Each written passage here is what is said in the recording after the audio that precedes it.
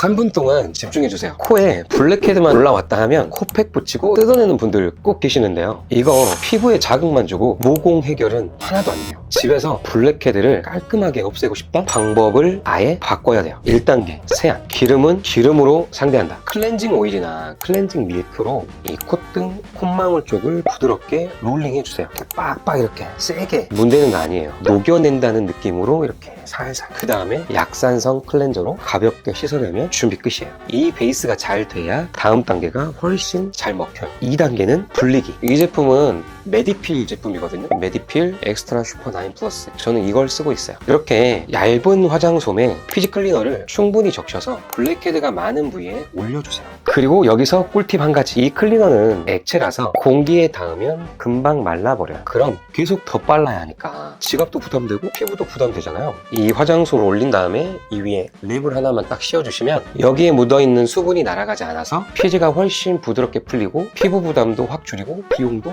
좀 세이브할 수 있습니다. 일석삼조인 셈이죠. 시간을 5분에서 10분 정도면 충분해요. 욕심내서 오래 올려두면 오히려 피부 각질층까지 좀 무너지니까 피부 자극이 좀 심해집니다. 3단계는 잘 불린 피지를 제거하기. 이런 면봉으로 이렇게 막 짜시는 분들이 있어요. 그리고 스크래퍼로 긁어내는 분들도 계신단 말이에요. 이런 도구는 나도 모르게 세게 누르게 돼서 압력 조절이 어려워진단 말이에요. 그래서 비춥니다. 코는 피부가 생각보다 얇은 부위라서 잘못 건드리거나 너무 자주 건드리면 금방 붉어지고 염증으로 번지거든요. 가장 안전한 도구는요, 바로 손이에요. 손 깨끗이 씻고 손가락 지문 부분으로 살살살살 굴리듯이 이렇게 밀어주세요. 말랑해진 피지가 하얗게 이렇게 밀려 나오기 시작해요. 이때 주의할 건, 잘 안 나오는 건 억지로 짜지 마세요. 아직 나올 준비가 안 된 피지라서 억지로 짜는 순간부터 피부가 좀 망가질 수 있어요. 적당히 정리했다면 그 다음에는 미온수로 가볍게 한번 씻어주세요. 이게 진짜 핵심이에요. 마지막 4단계. 이제 비웠으니까